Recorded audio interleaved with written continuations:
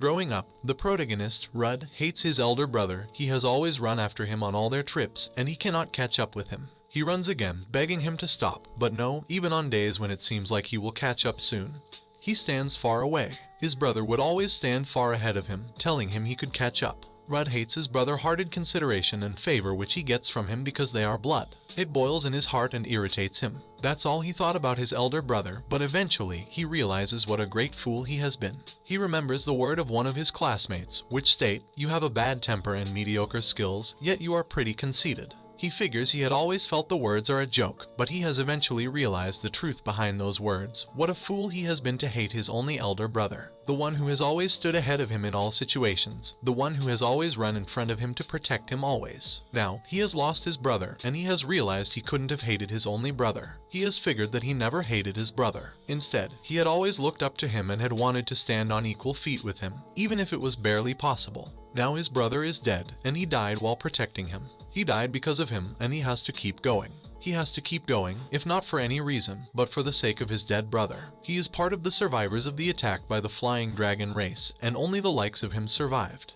At that moment, he feels the smell of blood. He knows that soon, he will also die as it is inevitable, and he has lost one of his arms and legs. However, before he dies, he must ensure he brings along the heads of some of those bastards that cost him his sweet brother. He sets out to fight the dragons until he sees a vision in front of him.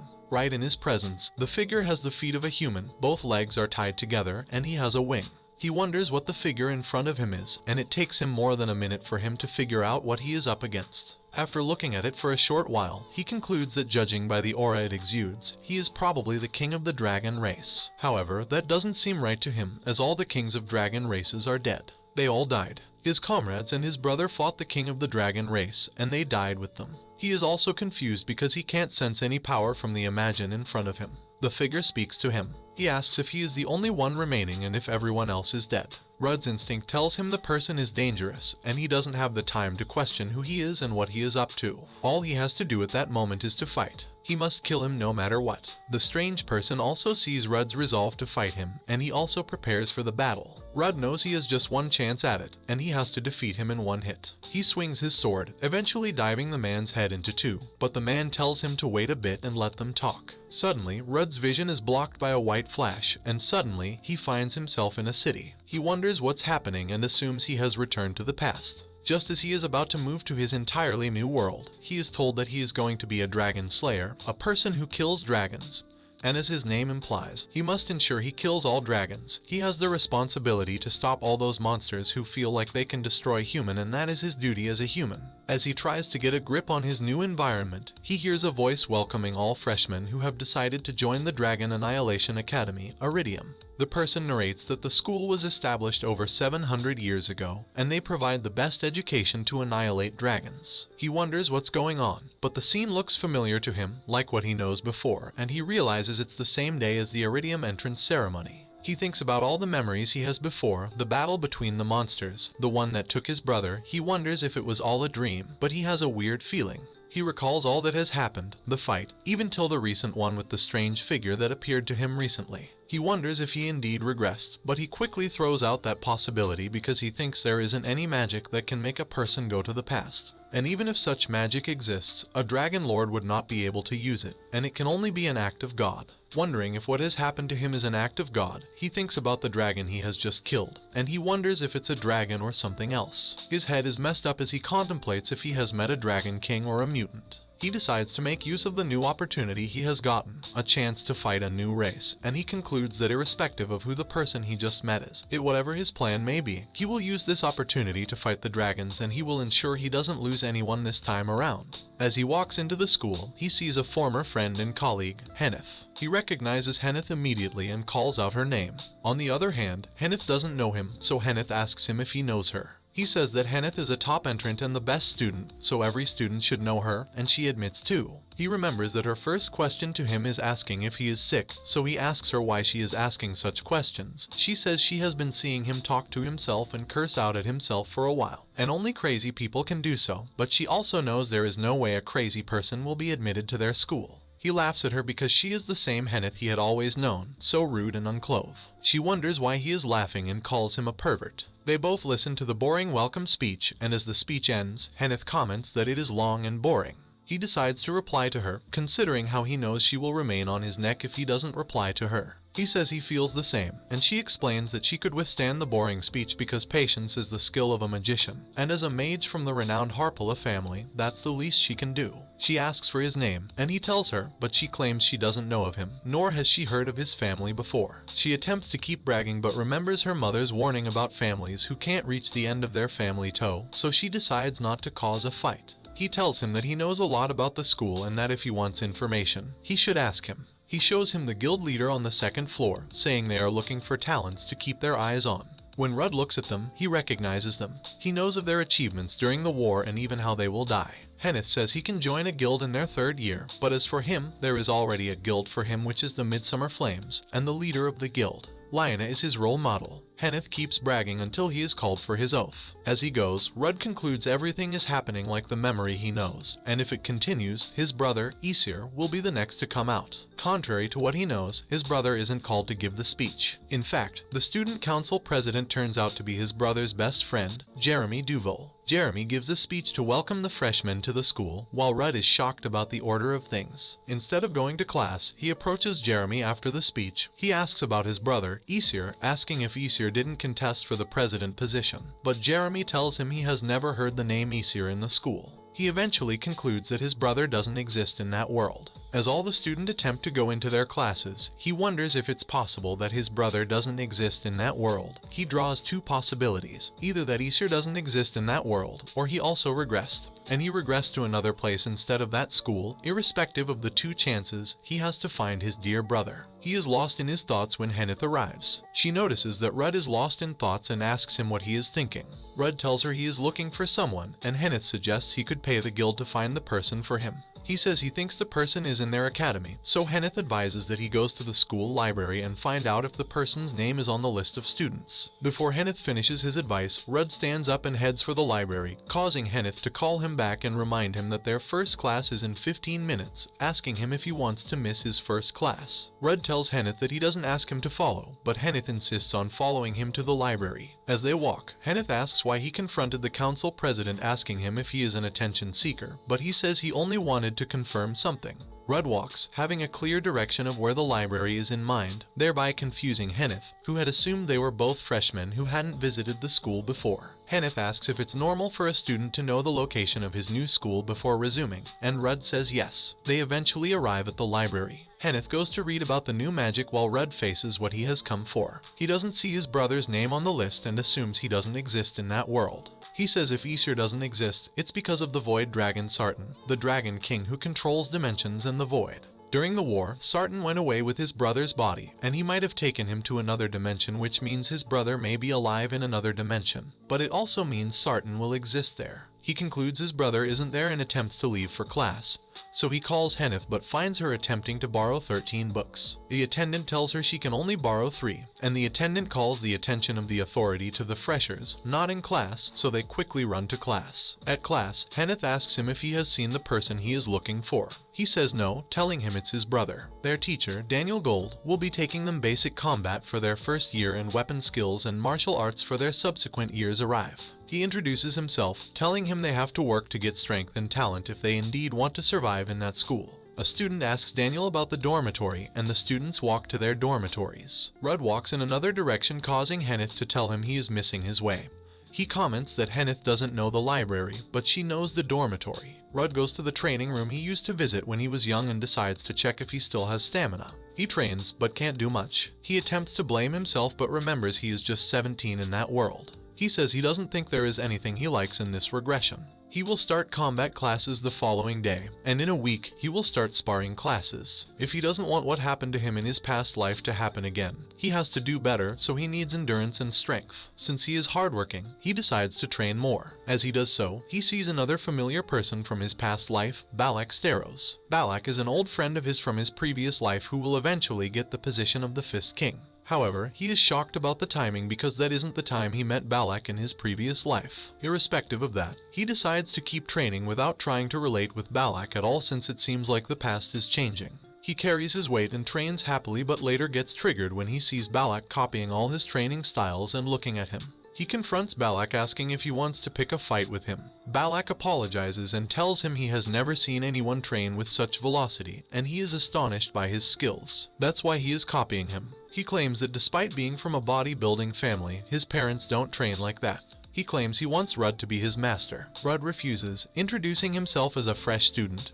And Balak also introduces himself as a fresh student. The student goes for their weapon training class. The trainee asks them to pick a weapon, telling them that all the students in the class need to be professional at a weapon.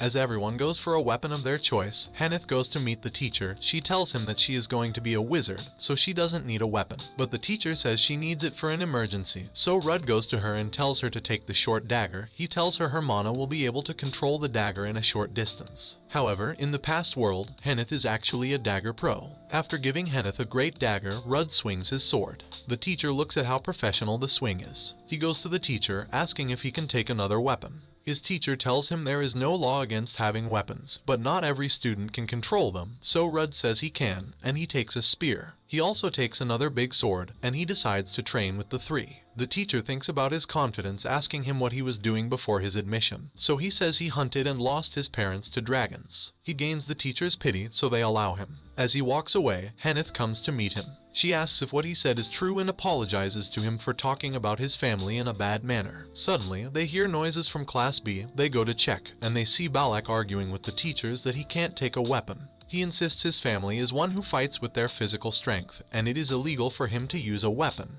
He fights against his seniors, walking towards Rudd. When he gets to Rudd, the teacher asks why he is walking away from authority to meet Rudd, and before he explains, Rudd says they are friends. The teacher begins to give his credit against Balak's action. Rudd assumes that they will allow him to do what he wants as they did in his past life, but to his shock, the teacher says if Balak doesn't take a weapon, he will have to repeat the class. Rudd again begins to wonder if the past is changing. He wonders why the past has changed. He wonders if it's his involvement in the issue that changed the past. And he watches stupid Balak tell the teacher that if they want him to fail, he will gladly fail. But a son from the Staros family doesn't use a weapon. Rudd hits his mouth and tells him to keep quiet. Rudd knows that if Balak is expelled from the school, there is no way he will do all he has to do alone, so he takes Balak to the teacher, begging them that they should give an exception for him. But the teacher refuses. He sees a knuckle protector and gives Balak, saying Balak should accept it as a weapon. Hanneth laughs at them, telling them it's not a weapon, but Rudd says they will accept it as a modern-day gauntlet, so the teachers should allow Balak to use it. The teacher eventually allows. Their first class eventually ends. Rudd says the first week is calm, maybe because the first class in their school is usually calm and just for the professors to pick the students with potential, and he thinks he has done well to put himself in their faces. As they walk to class, Hanneth keeps calling Balak a fool. She says he is a fool for refusing to take weapons, and she is sure not everyone in his family behaves like fools. They get into an argument and keep insulting each other until some set of boys come to approach them. The boys call them idiots, and Hanneth asks them who they are talking to.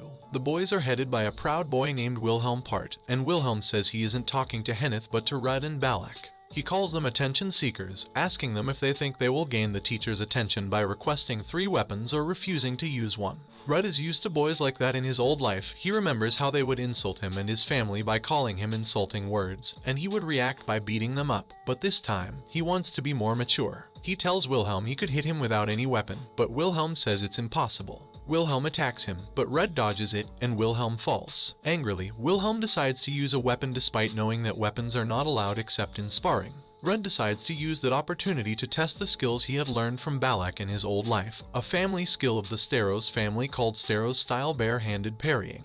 He uses parrying to collect the weapon and hits Wilhelm until he collapses. The teacher arrives, and she is shocked that Rudd can single-handedly defend himself from a weapon with just his hands. That's a shocking skill from a fresher, so she asks Rudd to see her after the class. Balak is also shocked that Rudd could use the skills. He says it's his family skill, and it's only adults can use it. He asks if Rudd is his lost brother, but since Rudd can't say the truth, he says a friend taught him. Balak believes him immediately, but Hanneth refuses to believe him. She claims he is lying, and Balak shouldn't believe him. Balak tells her that it's normal to keep secrets in friendship, saying she also has some things that are secret. In defense, she says she isn't their friend, and Balak asks her to be their friend. While Balak and Henneth argue, Red is glad that no one is dead yet, and he insists he won't allow any one of them to die. He goes to meet Class B teacher Claire, and after a few minutes of talking to her, she tells him to leave and that he didn't commit any offense. As he leaves, she says that she knows he wasn't wrong and it's Wilhelm's fault, but she only asked him to visit because she wanted to get to know him, and now that he has visited, she is so sure he is a well-trained young man. A few minutes ago when Red visited her, even before she spoke, he had bowed to her and apologized for causing a fight in the school. He said he didn't use a weapon, and it was when Wilhelm brought out a weapon against himself and his friends that he decided he needed to do something to ensure his friend wasn't injured, which was why he took the weapon from Wilhelm, but he did too much and got Wilhelm injured.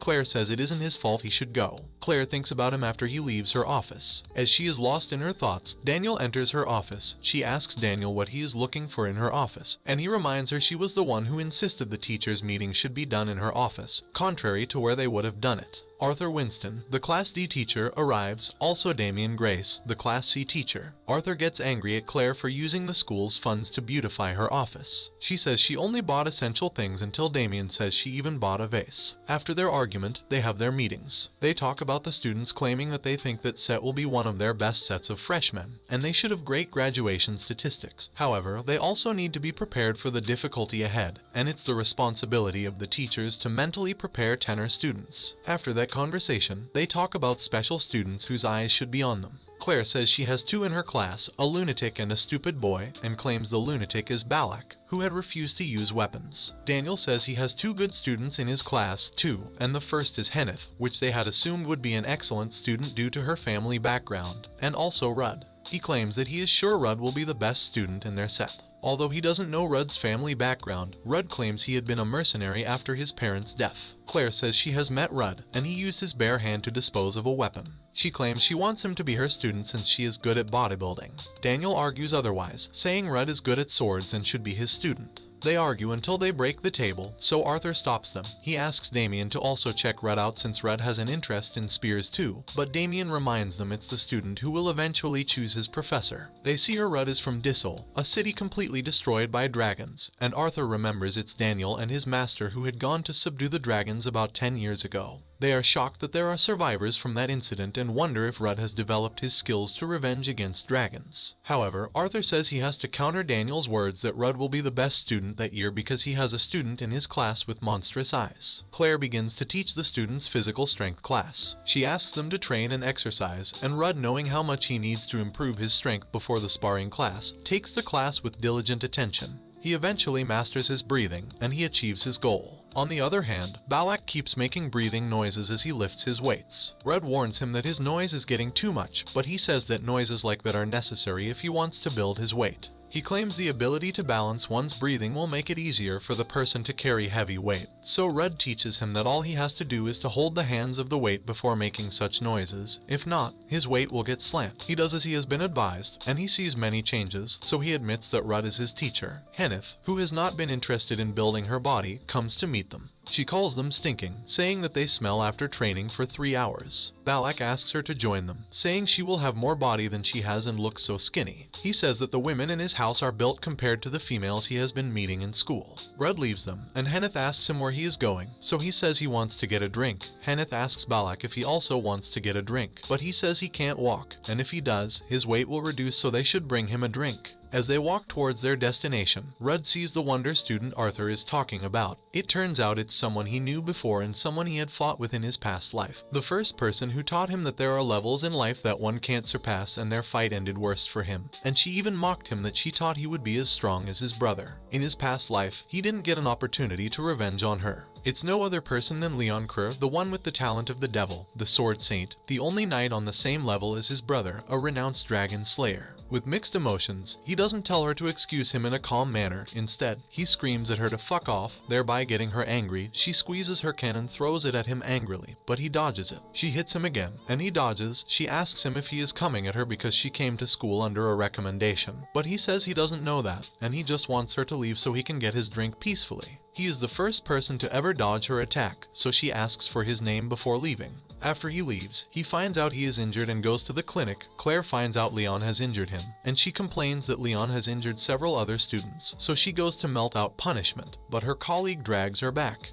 He says they should allow Arthur to melt the punishment, and they should tell her guardian, the leader of the Dragon Annihilation Troop, before they punish her, and she accepts. 3 days after, the students assemble for their combined sparring lecture. Claire tells them the fight will be between Class A and B. Each student will be called according to their number, and they will pick a partner. Each student will fight twice, but they can't pick a partner twice. Indeed, the sparring lecture is called by that name, but indeed, it is an appraisal lecture where the lecturers find out which of the student is strong. Each student will be appraised according to their skills and not their family name. The competition starts, and eventually, it's Henneth's turn. Contrary to what everyone would assume a wizard will do, Henneth calls a swordman as her opponent. The teachers are shocked because wizards are slower, and it's easier for them to get defeated by swordsmen. But she is sure she won't get defeated. Even her opponent Ha assumes that her fireballs are slow and he can attack her, but she suddenly appears from behind him and hits him, thereby defeating him. She wins the fight and turns to her role model, Lyanna, asking Lyanna how she did. Lyanna comments that she is daring to call a swordsman to fight, but she is also a different wizard. She has a strong and fast fireball and is also smart. Even Arthur comments that they may have to get a fireball teacher for her. Eventually, it's Wilhelm's turn. He challenges Rudd, claiming he wasn't prepared during their last fight. But Rudd beats him until he collapses. It's eventually Rudd's turn, and he calls Balak. Balak refuses to fight him. He says they are friends, and the rule of his family's skills is that they don't fight friends, but Rudd refuses. Rudd knows how strong Balak was in his last life, and he wants Balak to be even stronger this time around, so even if it means he will challenge his nobility, he will ensure the King of Fists becomes strong enough to help him during the war. He challenges Balak that they aren't cowards in his house, so Balak accepts, and they set out to fight. He remembers the first time he met Balak in his last life after he had been beaten up by Leon, and his desperation had caused him to be a mess. He created a nuisance around the school and fought everyone, so his brother decided to interfere. His brother sends Balak to warn him to stop, and Balak goes to him asking him to stop. His brother is begging him to stop. He says he doesn't care about his brother, and if his brother indeed cares, he should come at him himself and see if he won't defeat his brother and injure him. He calls Balak a bastard pig and challenges Balak to hit him if he thinks he can and see if he won't defeat him. Balak tells him he isn't a pig, and in his family, they don't run from fights or attacks, so if he is challenging him, he should know that he will succumb to the challenge. Balak goes to fight him as he has wanted. Immediately Balak gives him the first attack. He couldn't but acknowledge that Balak was strong. However, Balak tells him he is also strong and has never seen a person as strong as him. Rudd takes that compliment as an insult. I mean, he had just been beaten by Leon, and someone commending him that he is strong sounds like a joke. At present, he and Balak duel. Balak comes at him and hits him. He also hits Balak. Balak gives him a deadly attack, and to Balak's shock, he dodges it. Balak wonders how he managed to dodge the attack. He tells Balak that the attack was a flint and asks if Balak thinks he will allow him to catch him. Rudd realizes that Balak is strong. He calls him insane, saying that he had landed several attacks on him, but there are hardly any scratches on his body. He remembers that a physical combatant's soul resides in his muscles. The Steros, of which Balak is a family member, is a family of martial artists from the northern side, and each of them is a deranged muscle admirer. Their muscles have fused with their mana and have formed a thick armor that is sturdier than iron. So Balak's body has become his strongest shield and spear, hence normal attacks won't work on him. He decides to use a very fast attacks. Balak also figures that his attacks are becoming faster, like a snake, and his moves are getting much trickier, so much so that it is becoming difficult for Balak to read them. Despite that, he concludes there is no way to pierce into his armor, and Rudd can't win. To his shock, Rudd hits him in such a way that his armor is pierced. Rudd comes back with another attack asking him to dodge it if he can. Rudd decides to go with slow attacks, and he will dig into the gaps of his armor, and he will break it from inside.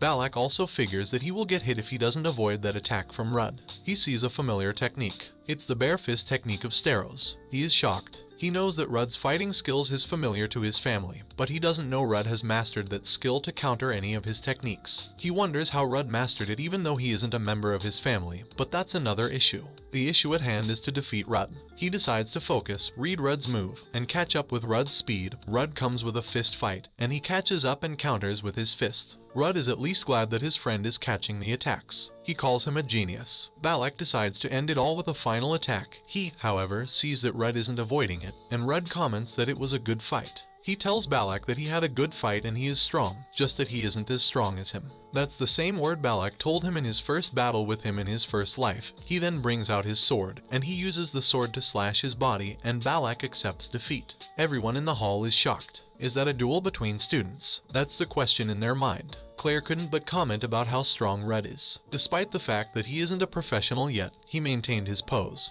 stood his ground, and fought the battle in a very clean way. Even Arthur says he couldn't imagine that the battle was a battle between students, except for the fact that they both didn't use their individual mana. They were both strong, just like experienced dragon slayers with so many skills. Damien, who didn't have an interest in him earlier, says he is so strong.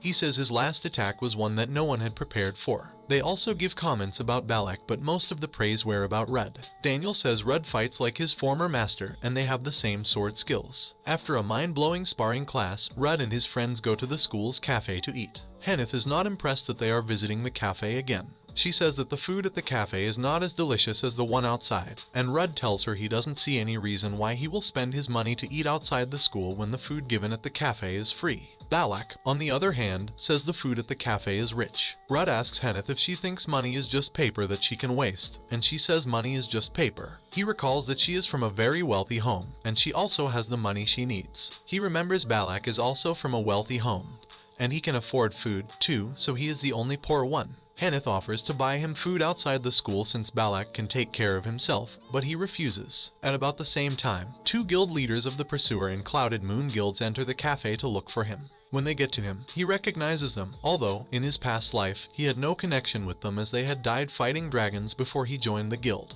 They introduce themselves as Roderick, Riddler, and Abel, the guild leaders of the second strongest guild in the city. Roderick tells him Abel was impressed about him during the fight, and Henrith asks them what they are doing in the student cafe. They tell her they had come to remember their school memory, and she asks if Leanna is still around, but they say she has gone. Abel says he is giving Rudd an offer to join their guild after school, but Rudd refuses. Although the offer is nice, if he joins a guild, he won't be able to do things freely. He, however, offers them a deal to help him find his brother. They ask what they will gain, and he says they will gain a good relationship with it. It looks like a great deal to them, so they accept. As they leave, Henneth asks him what plan he had for rejecting such a great offer and asks if he had checked the envelope the lecturer gave them after their fight. They all attempt to check it. He looks at the envelope. It contains the teacher's appraisal of the student's skills during the sparring test, and in his past life, he had never received any positive praise during the sparring test, so he isn't excited to check that one. Henneth says she doesn't think there is a reason for her to check since she knows she will be getting positive praise, just like everyone in her family. He feels she is concerned about his brother. He remembers she also has an elder sister who is in a coma. Balak asks him who his brother is, and he says his brother is very strong and courageous. Although he is stupid, he says his brother's stupidity is from the fact that he always protected him, and he died from protecting him despite being one of the best dragon slayers. Balak tells him that since his brother is that strong, he will still be alive. Henneth insists it's time to read the letter. She reads hers and sees the teacher's compliments. Balak reads his own, and he reads as Claire compliments his muscles. When it's Rudd's turn, Henneth drags the envelope from him and opens it. When she does so, she sees several teachers' signatures. They know what it means, so he goes to meet the teachers. They all welcome him calmly, and he says he knows they want him to choose his personal professor.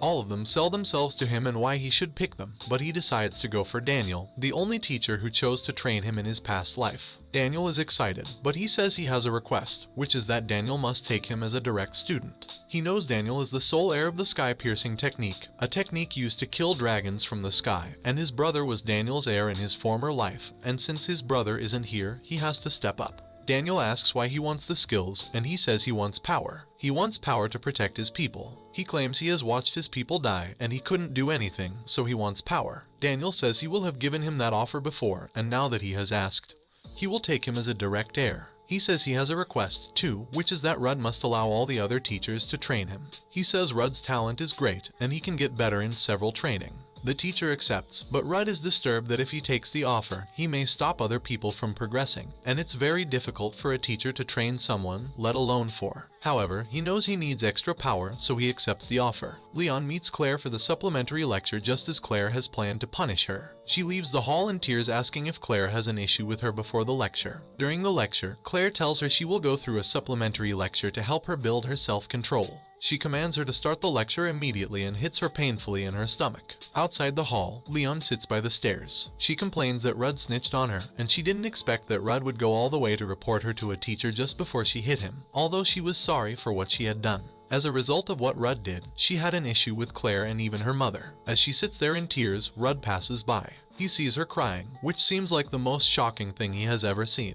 Like Leon, the Devil Warrior is crying. Even in his past life, he had never seen her in tears. The only time Leon cried in their past world was when she lost her adoptive mother, the leader of the Dragon Annihilation Troop. The woman was all she had at that time, and even back then, Rudd wasn't close to her, so Leon internalized the pain so much that it changed her into the evil person she was. He thinks about that and feels bad. He claims that he wasn't the one that was wrong, neither was he the one that snitched on her, but he feels bad for making a 17-year-old lady cry. He walks closer to her and asks her why she is crying. She accuses him of snitching on her and reporting her to the teacher, who, in return, hits her. She claims she is also at fault for hitting him, but he spoke to her rudely. He apologizes to her without mixing words, and he apologizes for speaking rudely to her, although he claims he didn't report her, and it was his friend who blew the issue out of proportion and made Claire hear. He gives her a handkerchief to clean her face, and she cleans her nose. He says he didn't ask her to clean her nose but gives her regardless. He tells her he will avoid her so they don't get into issues again. And walking away, she says he could greet her too. As she leaves, he says he doesn't need to help her get better because even in his past life, she trained alone and did well. He walks behind her and she assumes he is stalking her. He says they are going in the same direction and they are both going to Hall A. Upon arriving at Hall A, he finds out they are both going to meet Daniel, and Daniel has also recommended her as his student. He is shocked. She wonders why he is like that, and he says he had expected that she would prefer to be under Claire. His reason is that she was under Claire in her past life. She screams that she can never be under Claire and that Claire is too wicked. He concludes that the past has changed again. In his past life, she was under Claire, and she and Claire had a good relationship. But it turns out that in this world, they are enemies. They start their training, and Daniel gives them basic lectures before telling them he will need them to grow through a self-control sparring lecture. He asks if they are ready, but the student knows he wants them to learn by receiving a beating. They both collapse on the floor after receiving several unwarranted beatings from Daniel. Daniel leaves the hall, telling them they will be having group meetings and individual meetings as he deems fit, and he will see them next time. As he leaves, Rudd says an insulting word again, making Leon angry. She reminds him that she had warned him about his words, and he asks her if she isn't angry that they had just received beatings that could have been avoided. She says they were beaten because they are weak, and they are beaten because they have to get stronger. He tells her to stop talking about her lecture with Claire, and she asks him if he feels pity for her. He stands up to walk out of the hall, but she calls him back, telling him that if he feels pity for her, he should teach her the grappling technique since he told her her grappling technique isn't great. He refuses, and he asks her to meet the lectures if she wants to learn. But the only person who takes that class is Claire, and she claims she doesn't want to learn from Claire. She drags his leg and begs him. He is uncomfortable with the changes from his past to his present life. In his past life, he wasn't her friend, but since she is bringing the offer and she is part of the hotshot of that school, he can take it. So he accepts to teach her. Their school, the Dragon Annihilation Academy, Iridium, is located in the center of the Alpia Kingdom. A great demon slayer is a power source to the city, so the royal family ensures the school is treated well and they have the greatest infrastructure. Irrespective of that, they also know it is possible that the students will get bored, so they are allowed to leave the school during the weekends and special breaks. They have a special break, and Balak and Rudd have planned to sleep throughout the day, but Henneth calls them and tells them to help her with some books to the city. They both complain that they have to sleep, but she insists they should help her and that she will buy food for them. She gives the books to Rudd, who in return gives them to Balak. Balak asks him why he had given him the books, but he asks if Balak has money. He says if Balak doesn't have money, then he will hold books. Henneth walks around the city greeting people and buying things until she eventually tells them they can rest at a restaurant.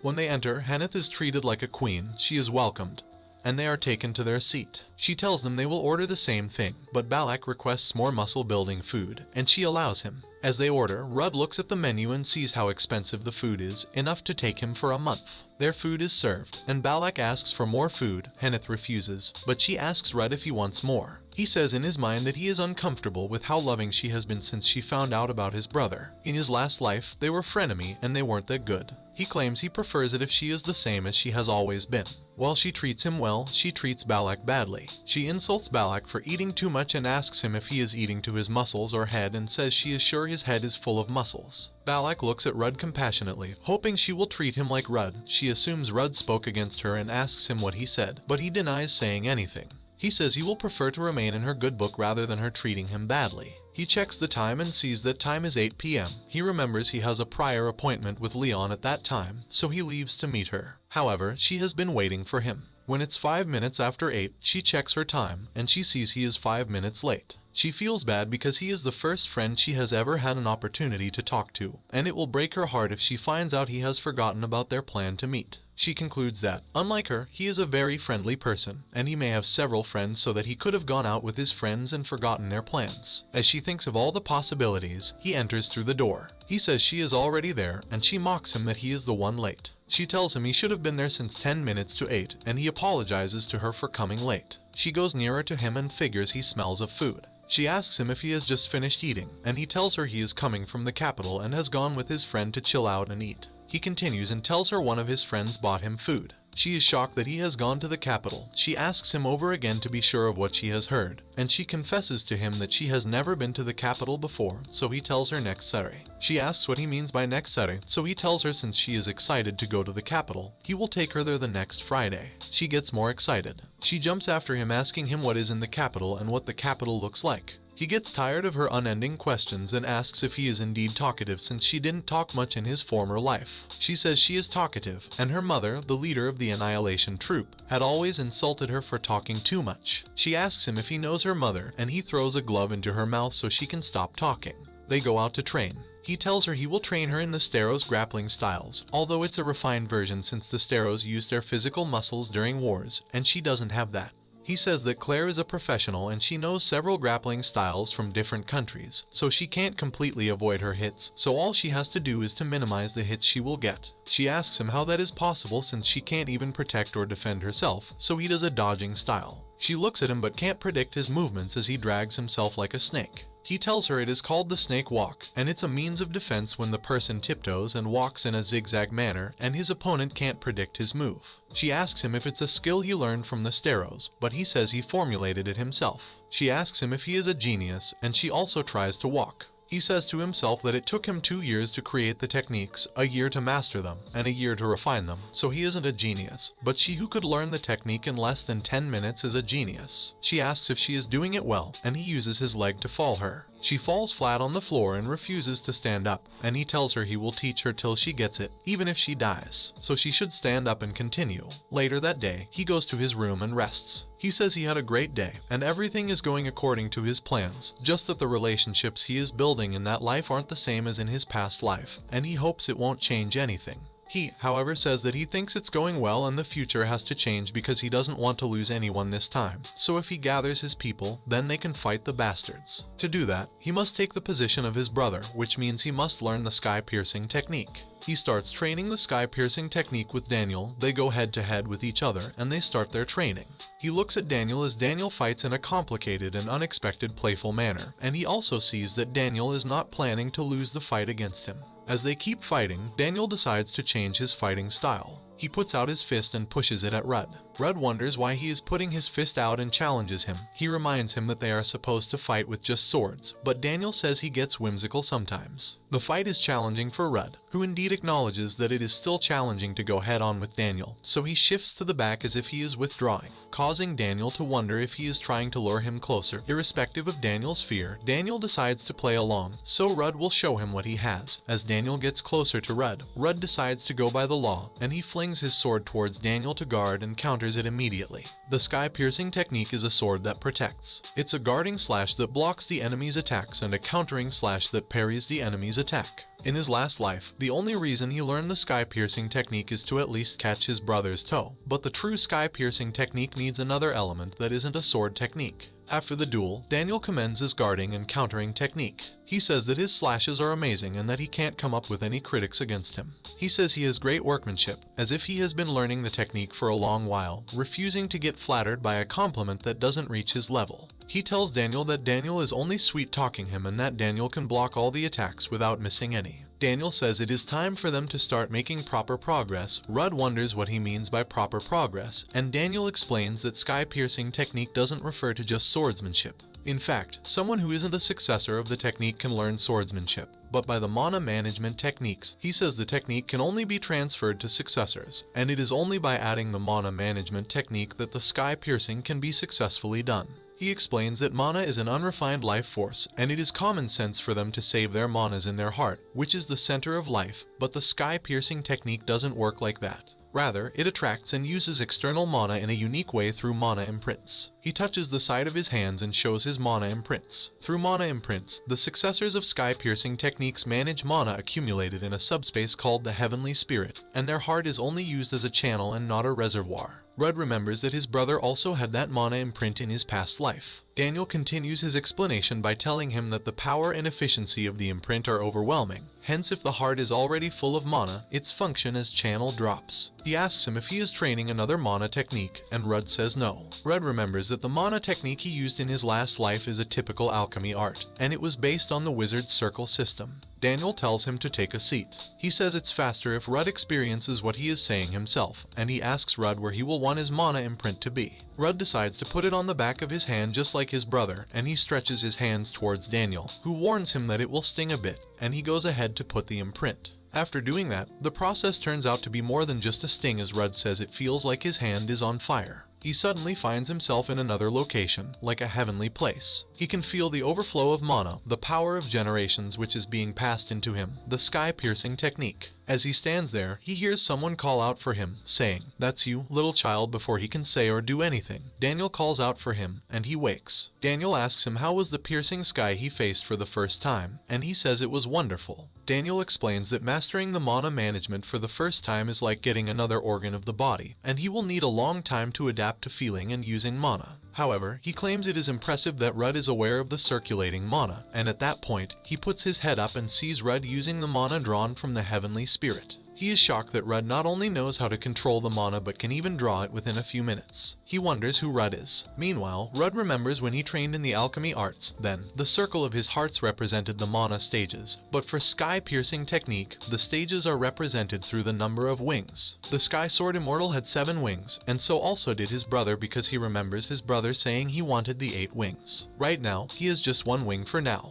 After their training, Daniel tells him the mana imprint is engraved on the soul and not the body, so it can never be removed despite any rigorous process since it's not on the body, and even if the mage dies, his spirit, skills, and knowledge will be stored in the Heavenly Spirit. Rudd remembers he has just gone to the Heavenly Spirit, and the only person he met there is Daniel, who called him a little child, and he didn't meet his brother there. At least if his brother is even dead, his spirit should be there. He assumes that since Daniel didn't say anything about a person who has been taken into another dimension, there is a possibility that his brother is there. He knows that the only way he can know what happened to his brother is when he confronts Sartnan, the Void Lord. As he walks away from the hall, he meets his friends, and Henneth screams at him. She asks him why he is late and if he wants her to teach Balak alone.